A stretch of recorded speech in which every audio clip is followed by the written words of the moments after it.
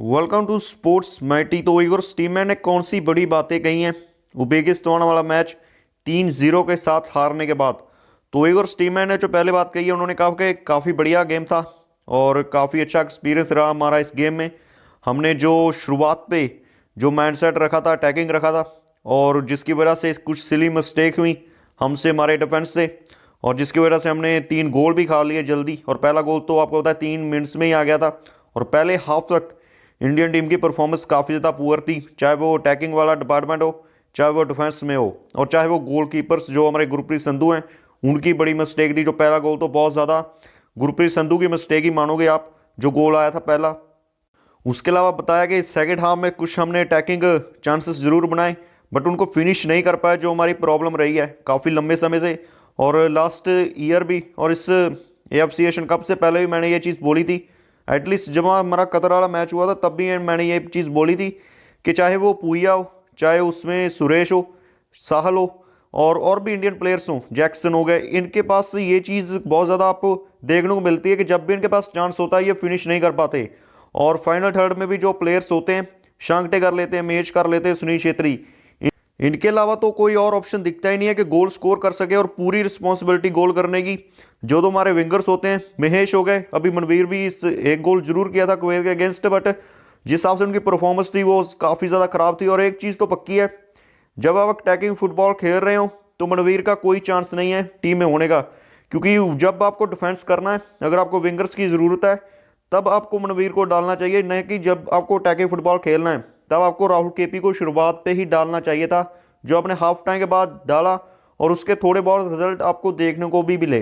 तो ये चीज़ तो कन्फर्म है कि आपको विंगर्स आपको अटैकिंग खिलाने पड़ेंगे अगर आप कोई भी मैच में अटैकिंग फुटबॉल खेलना चाहते हो। और अगर आप अटैकिंग फुटबॉल खेलना चाहते हो, इसका ये मतलब है कि डिफेंस को भी रिस्पॉन्सिबिलिटी लेनी चाहिए। जो हमारे सेंटर बैक थे राहुल बेके, संदेश जिंगन, इन दोनों की परफॉर्मेंस काफ़ी ज़्यादा डाउन थी। जो उन्होंने पिछले मैच में किया था उसको देख के लग रहा था कि इंडियन टीम का डिफेंस अच्छा कर सकता है, इसलिए अटैकिंग करना चाहिए। बट वो चीज़ तो कन्फर्म होगी कि विंगर्स और मिडफील्ड के प्लेयर्स की ज़रूरत पड़ेगी संदेश जिंगन और राहुल बेके को, कि भाई ऐसे डिफेंस ने हम दोनों नहीं कर सकते। और साथ ही में जो हमारे फुल बैक्स हैं मिश्रा और पुजारी, और मिडफील्ड और विंगर्स, इन सबकी ज़रूरत पड़ेगी। और अगर आपको अटैकिंग फुटबॉल खेलना है, इसका मतलब आप गोल्स तो फिर खाओगे खाओगे। और मेरे हिसाब से उज्बेकिस्तान ने 3-0 पहले हाफ में कर दिया, बट जो अगली बार हम अटैक कर रहे थे सेकंड हाफ में, तो कितने चांस उज्बेकिस्तान ने बना लिए थे। और मेरे हिसाब से 6-0 7-0 भी हो सकता था, जितने चांस उज्बेकिस्तान ने बना लिए थे।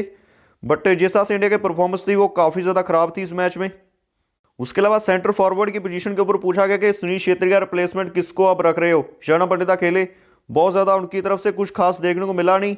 और एक चीज़ तो पक्का है कि वो तो मुझे नहीं लगता शरणा पंडिता रिप्लेस कर पाएंगे सुनील छेत्री को, जब तक वो ICL में पूरा सीजन ना खेलें। जब आप पूरा मैच ही नहीं खेलोगे तो कहाँ से किसी बड़े प्लेयर को रिप्लेस कर लोगे। और उनकी रिप्लेसमेंट ढूंढना इस समय काफ़ी ज़्यादा मुश्किल भी है, क्योंकि जिस हिसाब से आपको पता है कि ICL में तो कोई भी प्लेयर हमारा सेंटर फॉरवर्ड नहीं खेलता। अभी गुरकीरत सिंह है मुंबई के सिटी के, वो अभी थोड़ा बहुत खेल रहे हैं, बट अभी भी उनको प्रॉपर टीम मुंबई नहीं खिला रही है। तो इंडियन प्लेयर तो कोई सेंटर फॉरवर्ड खेल नहीं रहा, जिसका मतलब है को इंडियन टीम में भी कोई सेंटर फॉरवर्ड ढूंढना पड़ेगा। जब इंडियन टीम के मैचेस होंगे, फ्रेंडली हो चाहे वो बड़े मैचेस हों, आपको वहां पे ही प्लेयर ढूंढना पड़ेगा सुनील छेत्री की रिप्लेसमेंट के लिए। उसके अलावा उन्होंने संदेश जिंगन और राहुल बेकी की परफॉर्मेंस के ऊपर भी सवाल पूछा गया, तो उन्होंने कहा कि हाँ, मैं किसी प्लेयर के ऊपर हार्श नहीं जाऊँगा, क्योंकि हमारे पास यही प्लेयर्स हैं और कोई तो आपको देखेगा नहीं। आप नाम तो बड़े ले सकते हो, ICL में ये प्लेयर कर रहा है, बट पता है इंटरनेशनल लेवल कुछ और लेवल का फुटबॉल होता है। तो उसके लिए हमारे पास यही फुटबॉलर थे और इन पर ज़्यादा मैं हार्श नहीं जाना चाहूँगा।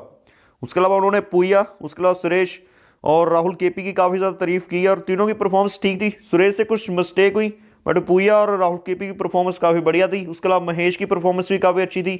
मिश्रा तो कुछ पॉजिटिव चीज़ें निकली गई, ये यंग प्लेयर हैं, जैसे कि पूया हो गए, राहुल केपी, महेश हो गए, आकाश मिश्रा, इन सब की एज 23-24 साल ही है। इसका मतलब ये आगे और इंडियन टीम को सर्विस दे सकते हैं लंबे समय तक ये चारों प्लेयर्स। तो ये टीम इंडिया के लिए अच्छी बात है कि यंग प्लेयर आ रहे हैं और बड़े लेवल पर अच्छा कर रहे हैं, जिसका मेन रीज़न ये है कि बड़े मैचेस ये खेले हुए हैं।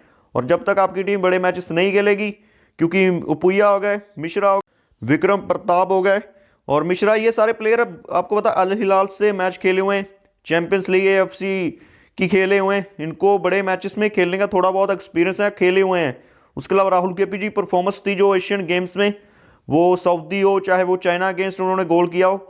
तो एक चीज़ तो पक्की है, जब तक आपके प्लेयर्स बड़ी टीम्स के अगेंस्ट नहीं फ्रेंडली खेलेंगे तब तक आप इस लेवल पे अच्छा नहीं कर सकते। आपको यूएई, इराक, चाइना, उसके अलावा सीरिया हो गई, ओमान है, इन जैसी टीम्स के अगेंस्ट आपको फ्रेंडली मैचेस खेलने पड़ेंगे। मैं ये नहीं कह रहा ऑस्ट्रेलिया या साउथ कोरिया, जापान के अगेंस्ट खेलो, एटलीस्ट आपको इन टीम्स के अगेंस्ट तो फ्रेंडली खेलने चाहिए। अब आपको सैफ से निकलना चाहिए। सैफ जब भी आप टूर्नामेंट खेलो उसमें आप यंग प्लेयर को ज़्यादा चांस दो, उनको बैठा दो जो काफ़ी लंबे समय से इंडियन टीम में खेल रहे हैं, और यंग प्लेयर्स को चांस दो ज़्यादा कि इनको ज़्यादा एक्सपीरियंस हो इंटरनेशनल लेवल का और आगे जाके ये हमारे काम आ सके। क्योंकि अब इंडियन टीम बढ़िया कर सकती है तो यंग प्लेयर के भरोसे ही कर सकती है। ये चीज़ इंडियन टीम को समझनी चाहिए। उसके अलावा उन्होंने फैंस के बारे में कहा कि काफ़ी ज़्यादा सपोर्ट आया और काफ़ी ज़्यादा हमें फैंस का दिल दिखाया है जिस हिसाब से हमारी परफॉर्मेंस रही है। और बट ये चीज़ है कि आगे हम अच्छा करने की कोशिश करेंगे। जितने इस बार इंडियन टीम को सपोर्ट मिला है वो आपको पहले नहीं देखने को मिलता था। इंडियन फुटबॉल को इतना ज़्यादा सपोर्ट मिल रहा है, स्टेडियम में हो, जहाँ पे आप बात करें इंडिया में हो, इतनी ज़्यादा बात चल रही है इंडियन फुटबॉल के बारे में, पहले नहीं देखने को मिलता था। तो ये चीज़ है कि फैंस तो आपके साथ चल रहे हैं, बट आपकी फेडरेशन हो गई, FSDL हो गए, और आपको कैंप नहीं मिल रहा, ये सारी चीज़ें मन ज़रूर ख़राब करती हैं। बट जो डाई हार्ड फैन है इंडियन फुटबॉल का वो ज़रूर सपोर्ट करेगा आगे भी, और आगे भी ऐसी उम्मीद है कि इंडियन फुटबॉल टीम अच्छा करेगी। और ये सारी चीज़ें बोली हैं इगोर स्टीमैन ने अपनी प्रेस कॉन्फ्रेंस में। उसके अलावा आई होप आपको वीडियो अच्छी लगी होगी। ऐसी इंडियन फुटबॉल से रिलेटेड ऐसी और वीडियोस चैनल पे आएंगी। तो मिलते हैं अगले वीडियो में। Thanks for watching.